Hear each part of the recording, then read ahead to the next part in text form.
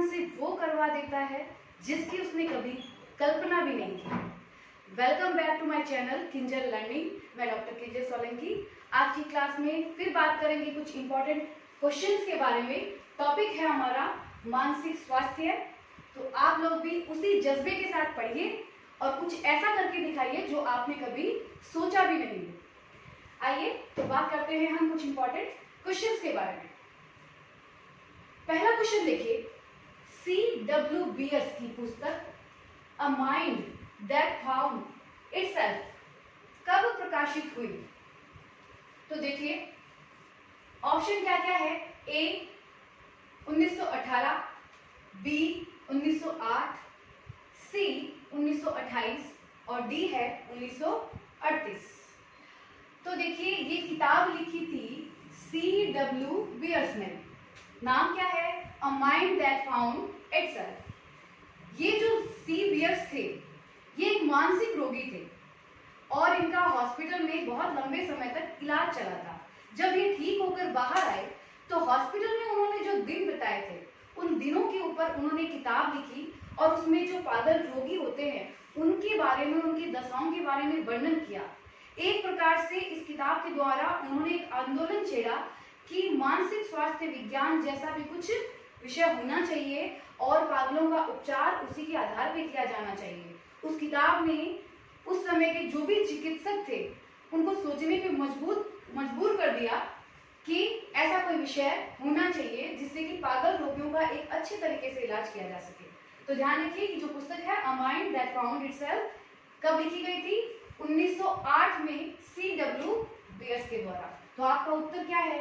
B. ठीक है, अब देखिए नेक्स्ट क्वेश्चन। मानसिक स्वास्थ्य विज्ञान का मुख्य संबंध अधिक स्वस्थ मानव संबंधों के विकास से है। इसका अर्थ है व्यक्तियों के व्यवहार के संबंध में अर्जित ज्ञान को दैनिक जीवन में प्रयोग करना किसकी परिभाषा है? देखो उस पूरी परिभाषा के अंदर ये समझाया जा रहा है कि मानसिक स्वास्थ्य विज्ञान जो है उसमें व्यवहार के संबंध में जो अर्जित ज्ञान है उसको दैनिक जीवन में प्रयोग करना होता है।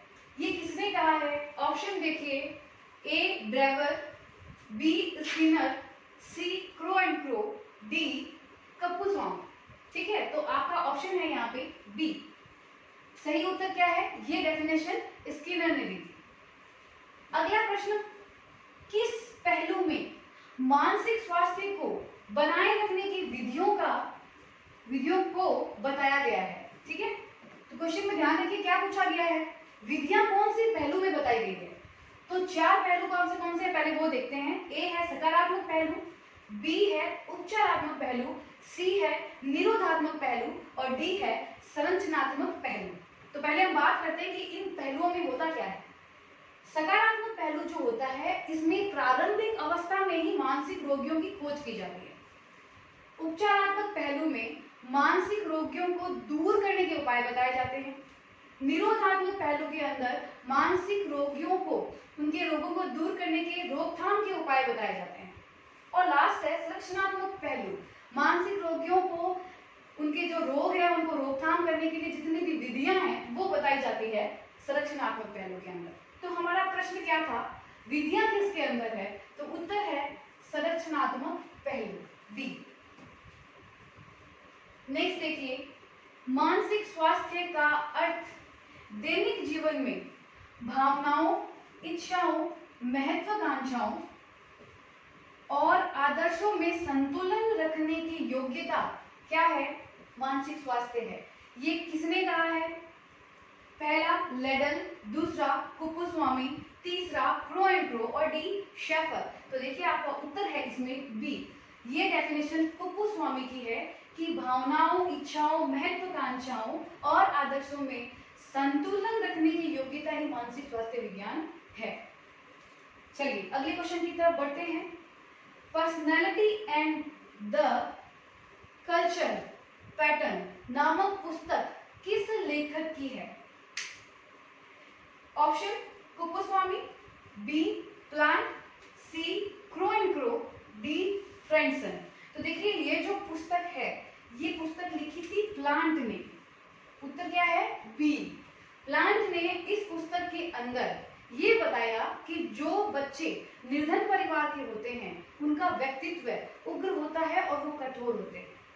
इस प्रकार का वर्णन इस किताब के अंदर प्लांट ने किया था। अगला क्वेश्चन देखिए, स्वस्थ व्यक्तियों की अपेक्षा रोगी व्यक्ति नई परिस्थितियों से सामंजस्य करने में अधिक कठिनाई का अनुभव करते हैं।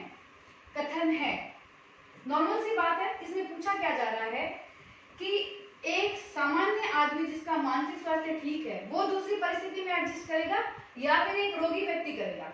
स्वाभाविक बात है, एक सामान्य व्यक्ति ही अब कर पाएगा। रोगी व्यक्ति जो है उसको नए माहौल में एडजस्ट करने में समस्या आएगी। तो ये सिंपल सी जो बात है ये कौन से मनोवैज्ञानिक ने कही है? Kuppuswamy, Frandsen, Crow and Crow, ब्रेक्स व अन्य। तो आपका उत्तर है कुप्पुस्वामी। कुप्पुस्वामी का ये स्टेटमेंट है। लास्ट देखिए, मानसिक विकास के पक्ष हैं। पहला निरीक्षण, बी चिंतन, सी ध्यान, डी सभी। अब देखिए मानसिक विकास के अंदर बहुत सारी मानसिक शक्तियां हैं। उसमें से पहली देखिए, आप किसी भी स्थिति का निरीक्षण करने की क्षमता अगर आप में बढ़ती है तो ये भी मानसिक विकास है। चिंतन करने की क्षमता बढ़ती है, ये भी मानसिक विकास है। ध्यान करने की क्षमता बढ़ती है, ये भी मानसिक विकास है। यानी आपका उत्तर क्या होगा? ये तीनों के तीनों ही मानसिक विकास के पक्ष है। तो उत्तर क्या हुआ? डी। तो आप इसका स्क्रीनशॉट ले लीजिए। जैसा कि मैं कहती हूँ इसको अपनी नोटबुक में राउट डाउन करते रहिएगा, ये बहुत इंपॉर्टेंट क्वेश्चंस है। चलिए अब बात करते हैं कुछ आगे के प्रश्नों के बारे में।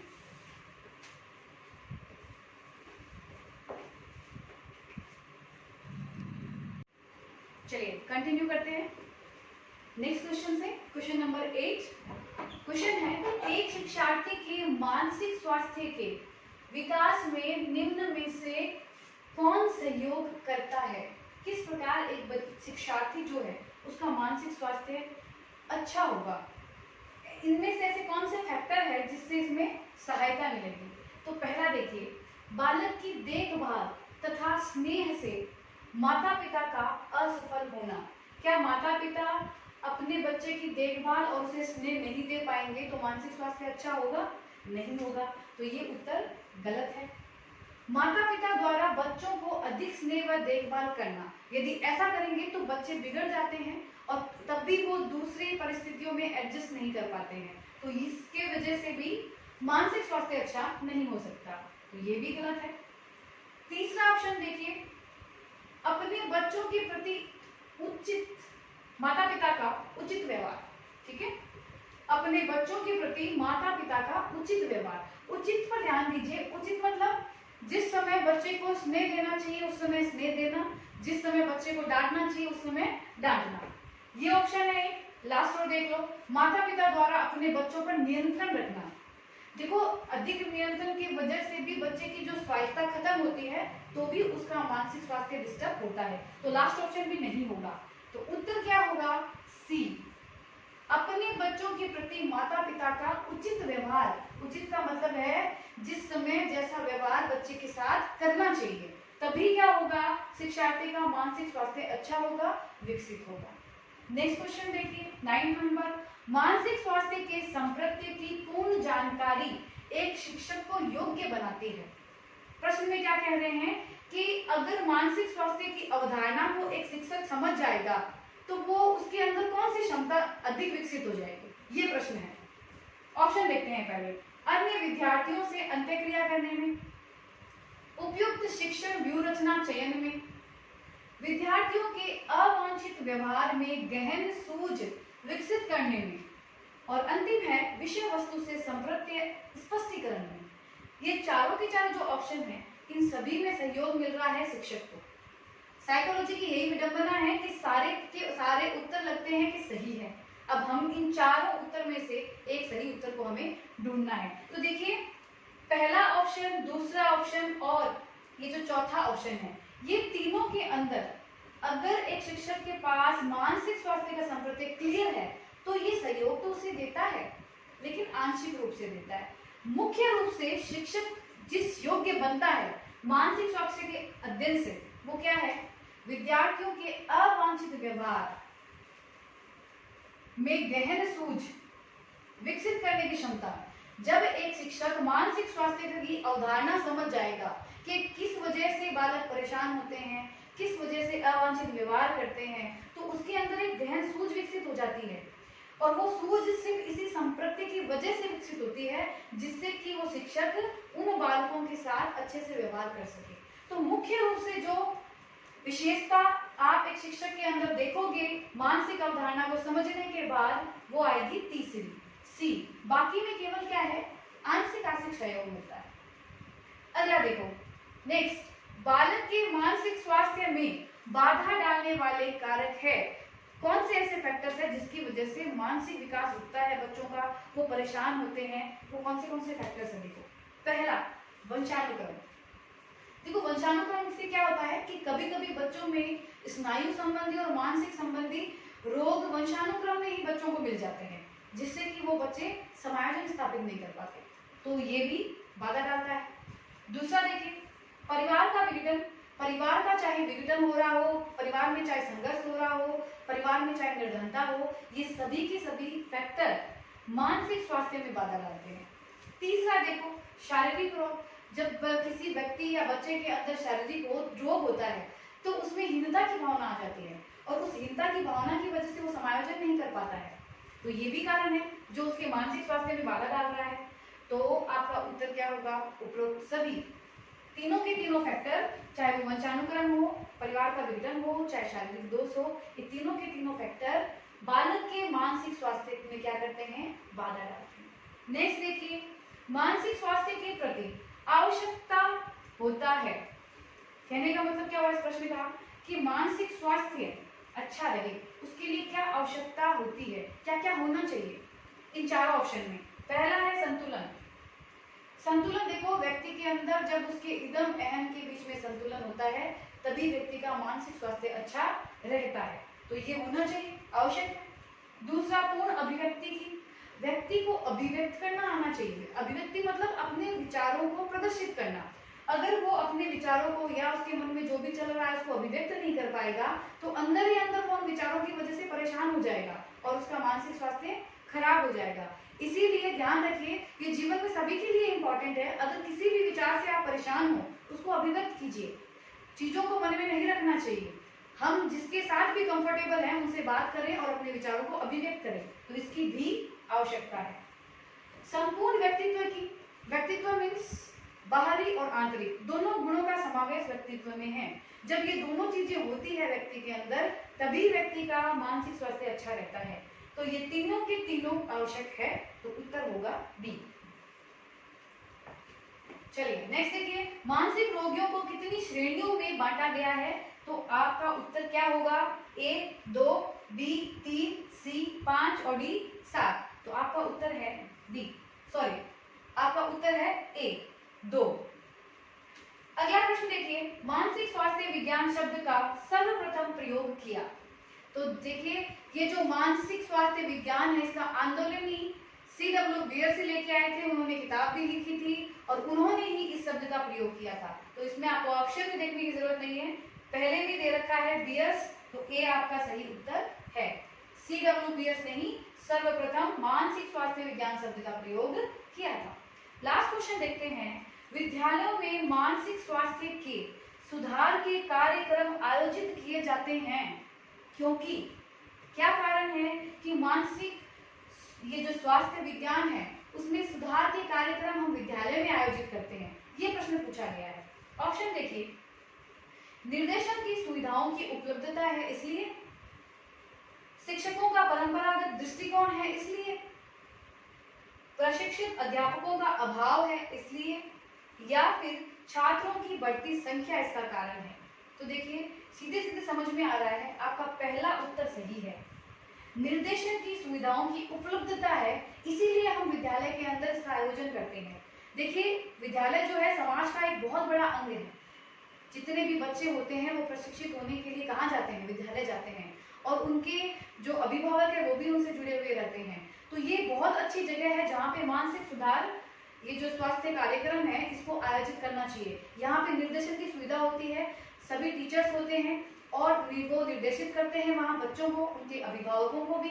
तो निर्देशन की उपलब्धता यहाँ पे सबसे बड़ी है। अब बताइए इतनी संख्या में बच्चे, उनके अभिभावक कहाँ पे जुड़ेंगे? समाज में और कौन सी ऐसी जगह है जो लग रही है कि यहाँ पे सबसे ज्यादा हम उनके साथ कोऑर्डिनेट कर सकते हैं? तो विद्यालय सबसे अच्छी जगह है जहाँ पे निर्देशन उपलब्ध है, बच्चों को निर्देशित किया जा सकता है। इसीलिए पहला उत्तर आपका सही है। बाकी उत्तर क्यों नहीं होंगे? देखिए, शिक्षकों का परंपरागत दृष्टिकोण, आज की जो हमारी शिक्षा है, आधुनिक शिक्षा, वो बाल केंद्रित है, तो ये परंपरागत दृष्टिकोण हो ही नहीं सकता।